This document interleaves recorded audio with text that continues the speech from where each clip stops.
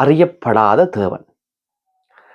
எல்லோருக்கும் தெரிந்த பாரம்பரியதான ராஜ்யம்தான் கிரேக்க ராஜ்யம்.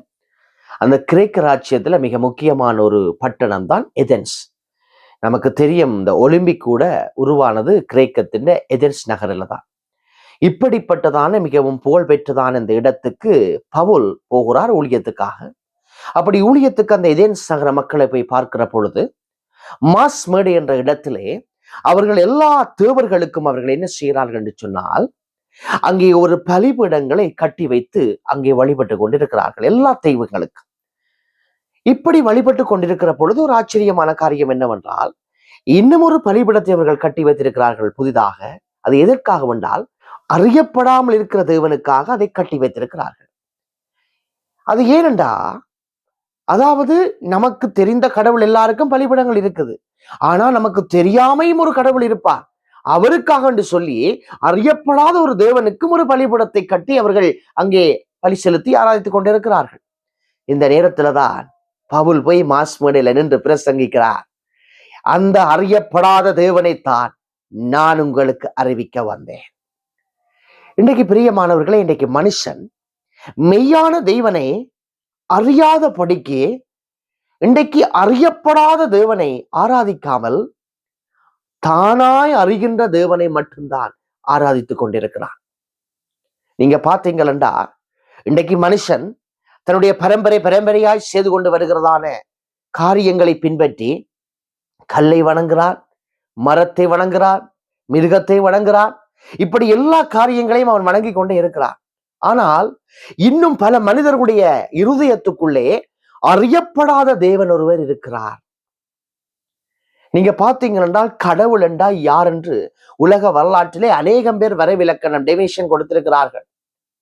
அதுல கிறிஸ்துவுக்கு பின் 12ஆம் நூற்றாண்டுல அக்வினஸ் என்பவர் கொடுத்த ஒரு கோட்பாட்டை பார்த்தோம் என்றா, கடவுள் என்பவர் அவருடைய இருப்புக்கு வெளியிலே காரணத்தை வைத்திருக்கிறவர் அல்ல, மாறாக தனக்குள்ளாகவே தான் யார் ஏன் இருக்கிறேன் என்பதற்கு காரணத்தை வைத்திருப்பவர். இப்ப உதாரணத்துக்கு ஒரு பொருளை நீங்க எடுத்துக்கொள்ளுங்க. அந்த பொருள் ஏன் இருக்கிறது அல்லது எப்படி உருவாக்கப்பட்டது என்பதற்கான காரணம் வெளியிலே இருந்துதான் நாங்கள் சொல்கிறோம். அது இப்படி உருவாக்கப்பட்டிருக்கிறது, அது இப்படி செய்யப்பட்டிருக்கிறது.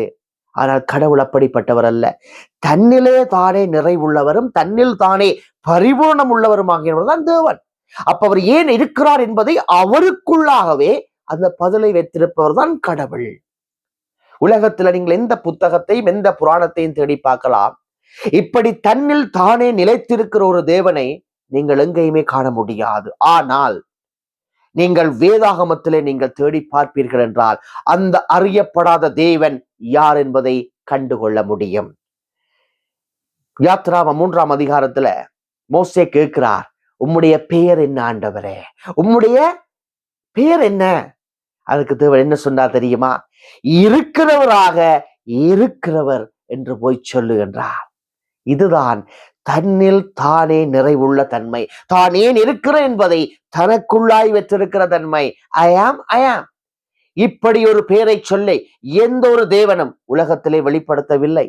ஒரே வார்த்தையிலே தானே மெய்யான தேவன் என்று இயேசு கிறிஸ்துவானவர் நம் எல்லோருக்கும் காண்பிக்கிறாராம். அந்த அறியப்படாத தேவன் யார் என்று மாஸ் மேடையிலே பவுல் பிரசங்கித்தார். நாம் ஆராதிக்கிற இயேசு மாத்திரம்தான். அதனாலதான் இயேசு சொன்னார், நானே வழியும் சத்தியமும் ஜீவனுமாய் இருக்கிறேன், என்னால் எல்லாம் ஒருவரும் பிதாவிடத்துக்கு வர முடியாது. வானத்திலெங்கும் பூமியிலெங்கும் அவருடைய நாமமே அல்லாமல் வேறொரு நாமம் ரட்சிப்புக்கு கட்டளையிடப்படவில்லை. பிரியமானவர்களே, அந்த அறியப்படாத தேவன் இயேசு கிறிஸ்து. யாரெல்லாம் அந்த அறியப்படாத இயேசுவை ஆராதிக்கிறார்களோ அவர்கள் பரலோகத்துக்குரிய மறுமையின் வாழ்வை பெற்றுக் கொள்ளுகிறார்கள்.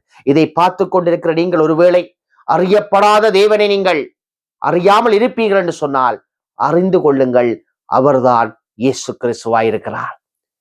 பிரியமானவர்களே, இன்றைக்கு உலகத்துல மனுஷன் தன்னுடைய ஞானத்துக்கு கட்டினபடிதான் கர்த்தரை கடவுளை தேடுகிறான், உருவாக்குகிறான்.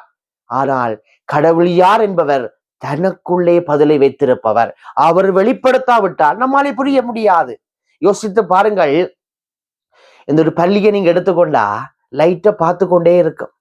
அது எத்தனை வருஷம் அந்த ஒரு லைட்டை, ஒரு பல்பை பார்த்து கொண்டு இருந்தாலும் அந்த பல்ப் எப்படி எரியுது என்று ஒரு நாளும் கண்டுபிடிக்க முடியாது. இது போலதான் மனுஷன், நாங்கள் எத்தனை வருஷமாய் கடவுள் இதுதான் என்று நாங்களே யோசித்துக் கொண்டிருந்தாலும் ஒரு நாளும் அறிய முடியாது. அவராய் வெளிப்படுத்தினால்தான் அறிய முடியும். அன்றைக்கு மோசேக்கு வெளிப்படுத்தினார், ஐ ஆம் இருக்கிறவராக இருக்கிறவர் நானே என்றார். ஆகவேதான் இயேசு புதிய ஏற்பாடுல பல இடத்துல நானே நானே என்று பேசுவார். நானே வழி, நானே ஜீவ அப்பம், நானே ஜீவ தண்ணீர், நானே உயிர்த்தெழுதலும் ஜீவனும். ஏன்? அந்த இருக்கிறவராக இருக்கிறவர் என்ற தன்மை எனக்குள்ளாகவே தான் பரிபூர்ணமாய் இருக்கிறவர் தான் நான் என்று அங்கே உச்சரித்து தன்னை காண்பித்திருக்கிறார். அறியப்படாத தேவன் வேதத்திலே அறியப்பட்டிருக்கிறார். அவர்தான் இயேசு. கர்த்தர் உங்களை ஆசீர்வதிப்பார். இன்னொரு காணொளியில் உங்களை சந்திப்போம். நன்றி.